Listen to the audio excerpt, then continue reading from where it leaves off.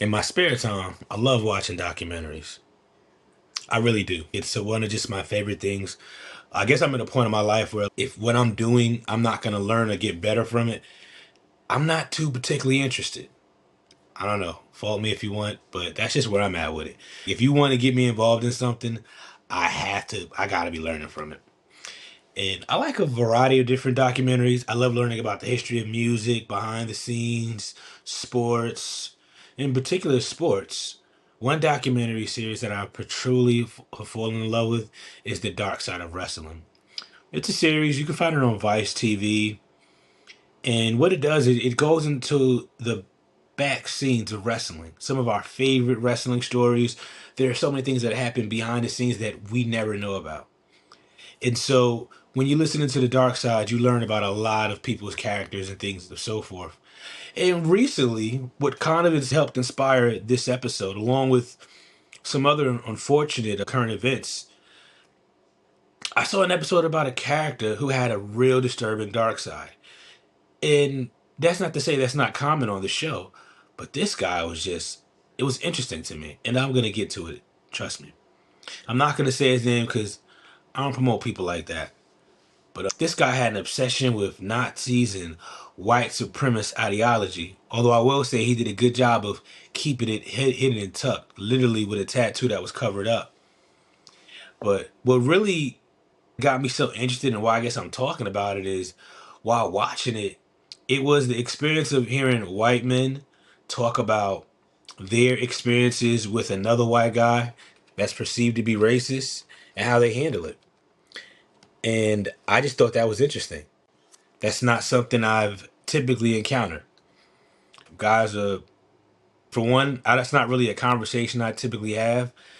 It's not that I don't know any white guys, but even the ones I do, it's just not a conversation that I typically want to explore. How is it? How do you handle that? I don't think it's a conversation anyone explores when with what I'm about to go to next.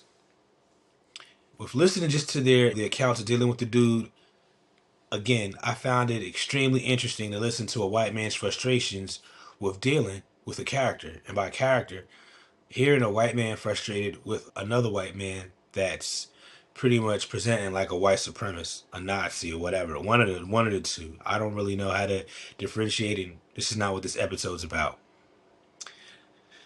But I couldn't help but see the similarities to struggles with black men that are trying to do right and do well, how they can struggle with trying to manage space and situations with brothers that embrace the gang, the thug lifestyle.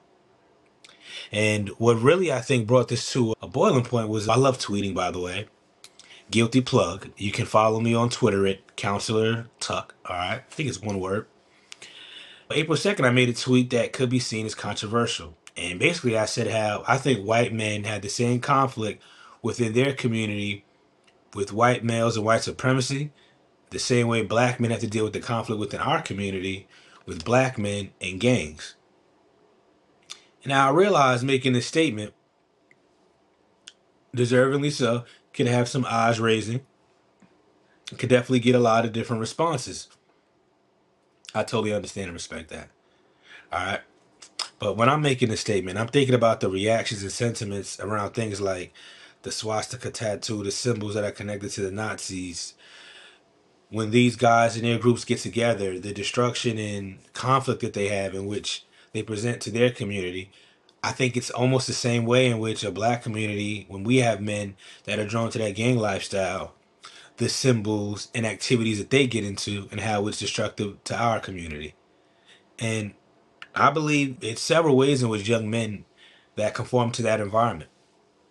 One of the main perceived ways, I believe it's always about their own safety. They want to feel safe. I imagine a white male may struggle with this identity, the need for support. He might find himself surrounded by these dark forces. A great illustration of this, I would truly encourage you to watch Higher Learning. It's an amazing film by John Singleton, one of the greatest at capturing the authentic black experience.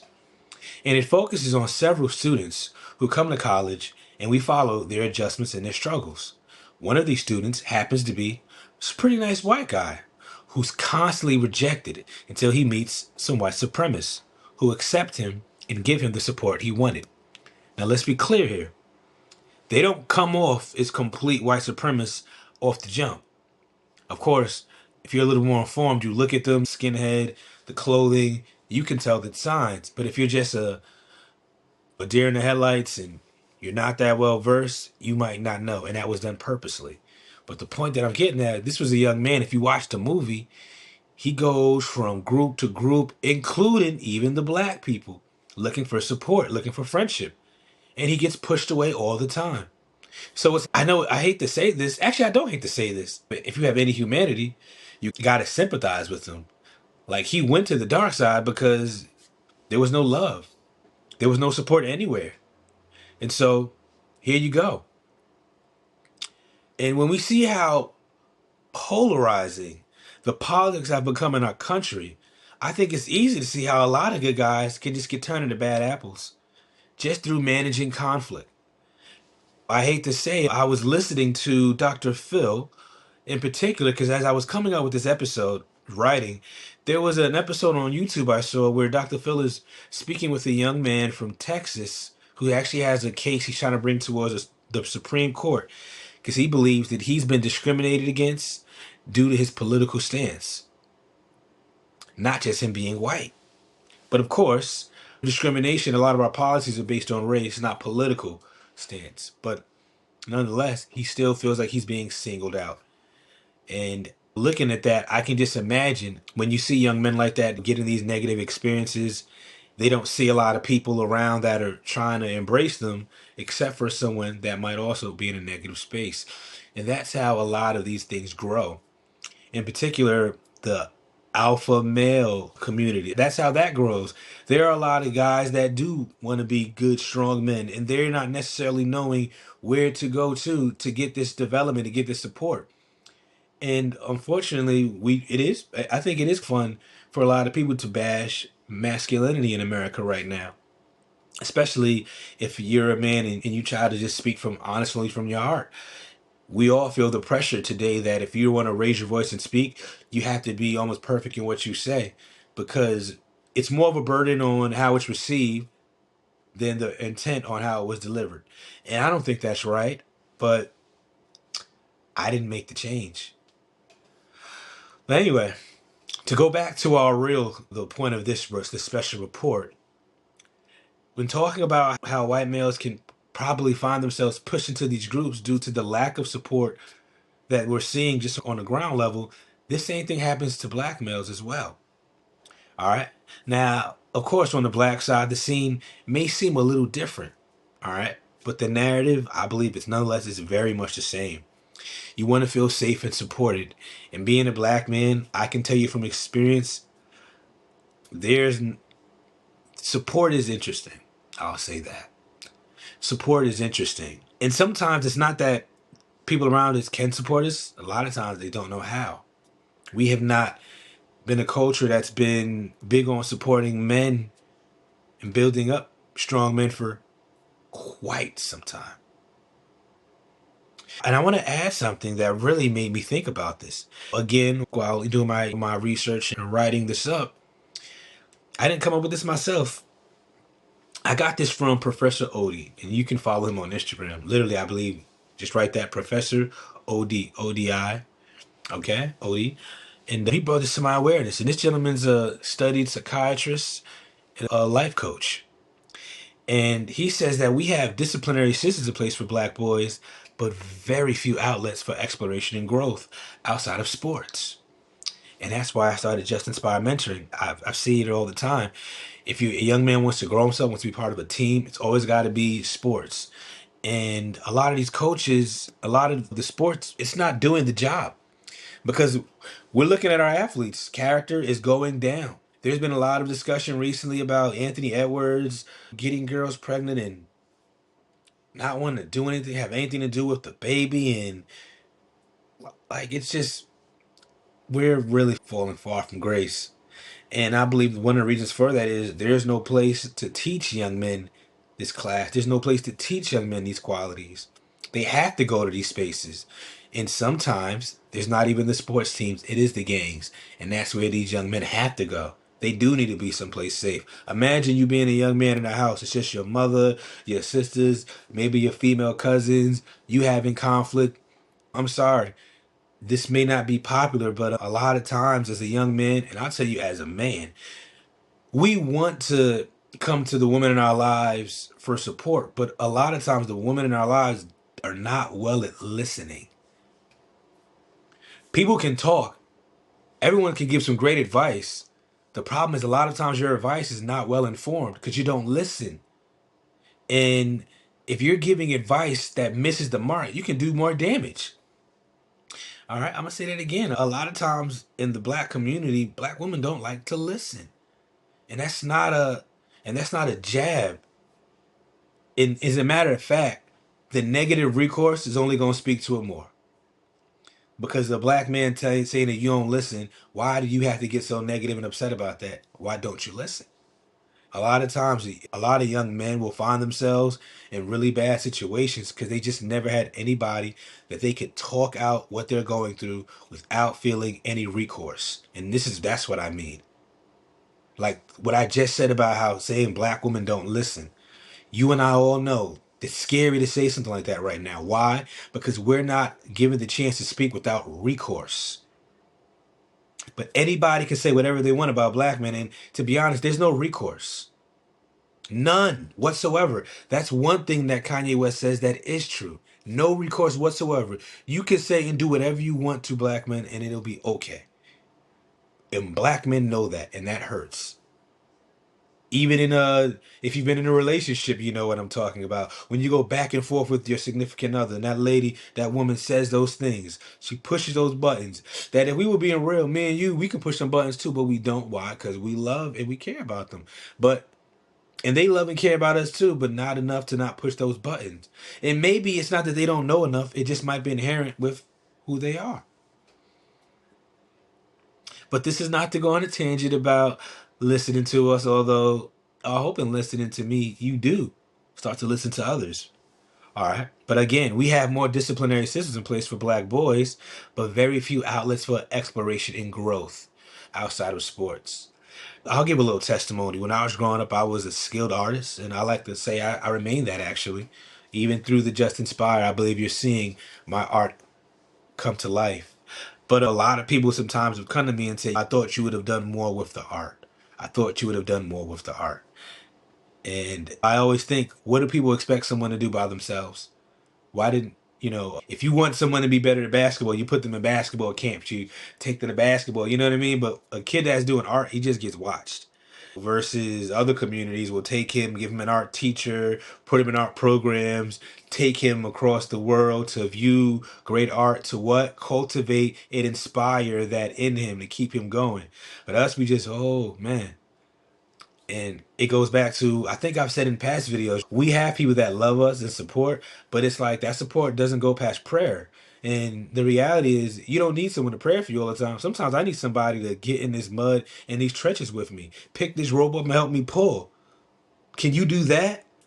Or is that coming with your prayers? You know what I mean? And that's a real concern. That's a real concern. There's a lot of, and the funny thing is, we have a lot of young men in our community right now. They got ideas that could be the life change, put jobs and put money in everybody's pockets. But it's going to take a little bit of work. And oftentimes, nobody wants to do that work. They just all want the reward. And that's why we're so programmed for jobs. Even I watched a reel on Instagram. I put it up, going off the script right now. It's a freestyle. And they talked about how we got bamboozled from black power to black excellence, and how black excellence brings in this idea that there must be one goat, one great, versus black power was about everybody get in and do what you can to push us forward. I can't help but see what he's talking about. There should be no competition. It should be just uplift. But that's what Just Inspire is all about. With all that being said, it's rather easy to see how young men and boys find themselves enchanted with gangs. Again, you want to find that male support. You want to bond through the trauma that you're feeling being alone. And sometimes young men join because they feel like they have no choice. It's scary out here. In some of these organizations, if you don't get down, you will be laid down. And who's going to stop them? I just want to say, I know I realize at a glance, comparing the thug dynamic for black and Hispanic males, I know that's, I know saying that is similar to the plight of white supremacists with white men, but when you look at how both organizations prey on the insecurity of their members, look in prisons. Those are the dominant forces, right? If you white, you go with the Aryan brothers. If you black, what are you, blood crib? Folk, what are you, one of those? Hispanic, same thing, right? It's all destruction, all of it, all hell bent on destruction. All right. If you run the data, as a matter of fact, I bet you black gangs have picked up all the terror and destruction that KKK used to do. Okay, I'm serious. I hate saying that, but think about that. We put up these. I remember when I was a kid going on 125th Street in Harlem. You see some of the pictures they show you with the guys that, on the street talking, teaching you that real history, showing you what happened to our brothers and sisters years ago, or for us, really, our great grand aunts and uncles and so forth, all the atrocities they faced. You know what? 50 or 60 years from now, they will have those same images and it will be the atrocities faced by us. It will be no mask. It will be no burning crosses. It'll be bandanas, machine guns, figure points, and bodies because we did it. And the data will show we did more harm to each other than they did up before. And I'll get sick and tired of people talking about the injustices and inequalities. Did you know? And you should follow me on Instagram, by the way. I posted this too. There's data that supports this from 1920 to 1940 in several key states in the South, including Baltimore, which I will get back to in a moment. Increased, increased, excuse me. They closed the achievement gap. They closed the achievement gap in 20 years. All fronted by the community. They did it themselves. Historically, when you find black men were being discriminated against in systems trying to get into rooms. They didn't cry and complain. They worked hard and they worked together to overcome. Today, all we do is cry and complain and say it's not fair. And how you get this? Baltimore, which is one of the key states that closed the achievement gap, Baltimore is now one of the key states below the achievement gap, and it's run by all black leaders. I'm not saying these are bad people. I moved to Baltimore because I was so enchanted with seeing that. I thought we could do great things here, only to be overwhelmingly surprised by the lack of that I see. So, again, guys, I close all I have to say both are seriously destructive. Be it the gangs, be it the white supremacists. They're both doing extreme harm and massive crime to all of our communities.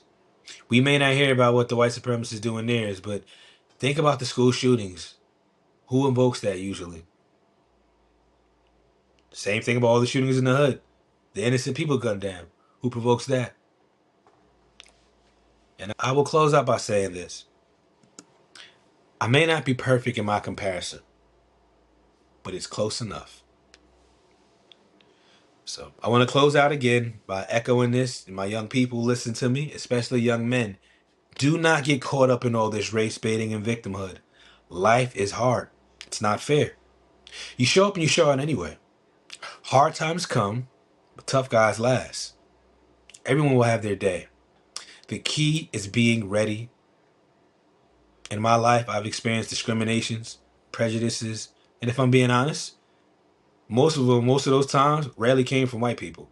So to that same point, I've been given grace and consideration, and some of it significantly has come from someone white. So I try my best to be mindful of my biases, like we all should, and do my part to judge and give everyone the benefit of the doubt based on their person. Thank you for listening. Have a wonderful evening.